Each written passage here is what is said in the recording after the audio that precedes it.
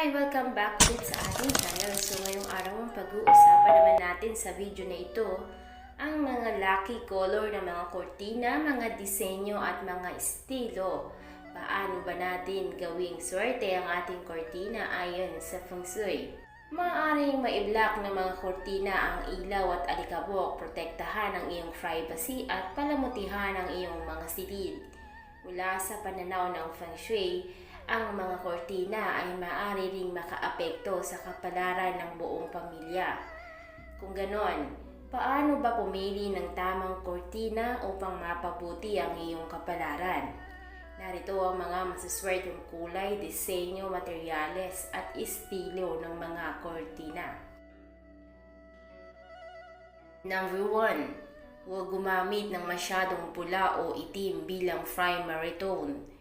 Ang pula ay gagawin kang masyadong excited para makatulog, habang ang itim ay gagawin kang depressive at maaring magdala sa iyo ng negatibong kalooban. At bilang karagdagan, ang sobrang pula o itim ay maaari ring gawin ng mga tao na kumilos ng walang pasubali. Kaya naman iwasan ang pula o masyadong matingkad na pula at masyadong matingkad na itim, lalo na sa iyong silid tulugan. Pangalawa, ang kulay ng mga kortina ay dapat babagay sa mga dingding at kisame. Sa Feng Shui, ang kisame ay kumakatawan sa langit, habang ang sahig ay sa lupa, habang ang dingding ay sa tao. Sa makatuwid, ang kulay ng mga pader ay nasa pagitan ng kisame at sahig. Halimbawa, mas darker dapat ang kulay nito kaysa sa kisame at mas light naman kaysa sa sahig para sa pagkakatugma ng langit, lupa at tao. Pangatlo, hanggat maaari, iwasan ang parehong mga tones sa mga dingding at kasangkapan sa abot ng makakaya. Pang-apat, kung sakaling may masamang nararamdaman, iwasan ng color palette ng pula at berde at orange, pula at asul, dilaw at lila para sa mga kortina at sahig. Panglima, iwasan ang mga rosas na kortina sa master bedroom.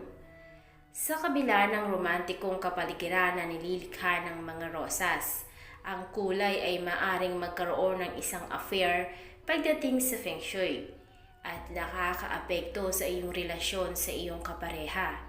Gayon din ang rosas ay gagawin ka na nervyoso, makugulatin, balisa at maikli ang pasensya na maaring humantong sa maraming pag-aaway. Pang-anim, ang mga kortina sa iyong silid-tulugan na higit sa lahat ay dapat light ang kulay, tulad ng oyster gray at light blue na medyo payapa. Ang mga kulay naman na tulad ng pula, mapula-pula na kahil, lemon yellow at grass green ay masyadong maliwanag para sa mga silid-tulugan. Pang-pito, ang mga kortina sa silid-tulugan ay hindi dapat masyadong maraming kulay, kung hindi ay maaapektuhan ang iyong pagtulog at kalusugan. Iwasan ng sobrang kapal na tela sa kortina. Ang bintana ay isa sa pangunahing daanan para sa kapalaran ng pamilya. Kung ang mga kortina ay masyadong makapal, ang kapalaran para sa kayamanan ay mahaharangan at mahihirapan kang manalo sa promosyon at yumaman. Ang makapal na tela ay lumilikha din ng isang pakiramdam ng kalungkutan na ginagawa ang pakiramdam ng iyong pamilya na stress sa buhay at nakakaapekto sa kanilang kalusugan. Ang makapal na mga kortina sa silid-tulugan ay gagawing tulog ka sa buong araw, kaya ibababa ang iyong kahusayan sa trabaho at magdudulot naman ito sa iyong pamilya ng kakapusan sa budget. Kung nais mong hadlangan ang malakas na sikat ng araw, maaari kang pumili ng mga dobling kortina sa halip na makapal na tela ng kortina. Dahil ang mga dobling kortina ay mahusay, praktikal at madaling malinis. Iwasan ang mga kortina na inauspicious na mga patterns.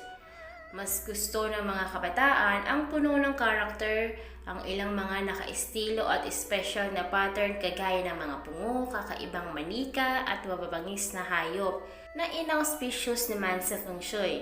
Sa particular, ang mga pattern na iyon ay dapat iwasan sa mga silid tulugan ng mga may edad at bata kung sakaling may masamang epekto. Sa tuntunin ng feng shui, ang mga vertical na guhit ay salungat sa iyong trabaho. Kaya iwasan ang ganitong uri ng pattern kung nagtatrabaho ka para sa ibang tao. Ang mga paharang naman na guhitan ay maaaring makaapekto sa iyong kalooban at gawin kang hindi mapakali, habang ang mga diagonal na guhitan ay salungat sa kalusugan. Kaya pakaisipang mabuti kapag pipili ng mga pattern sa kortina.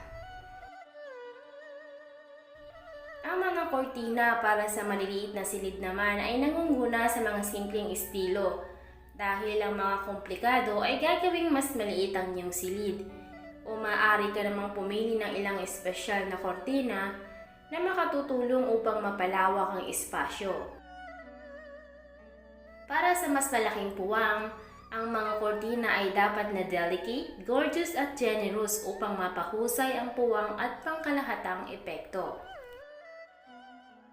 Iba't ibang mga materyales ang maaring magtaboy sa iba't ibang masasamang espiritu. Ang mga kortina ng tela at plastic blinds ay pangkaraniwan na. Sa mga tuntunin ng feng shui, ang mga blinds ay maaring hadlangan ang mga kahoy na espiritu sa timog silangan at ang mga wave ng kortina ay maaring humadlang sa mga espiritu ng apoy sa timog. Mas mahusay mong piliin ang tamang mga materyales ayon sa iyong horoscope. Mula sa sahig hanggang sa kisame, ang mga kortina ay maaring lumikha ng isang tahimik at mainit na kapaligiran. Para sa mga bintana sa maliliit na silid, ang mga blinds ay maganda din dahil pinahihintulutan nito ang maraming likas na ilaw ng mas mahusay. At para sa mga malalaking silid, mas mahusay mong pumili ng mga kortina ng tela na mabuti para sa pagtulog at hadlangan ang masamang epekto mula sa labas.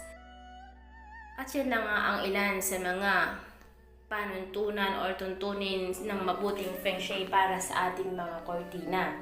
Nasa sa inyo naman yan kung yun yung susundin. Kung saan kayo komportable ay doon kayo.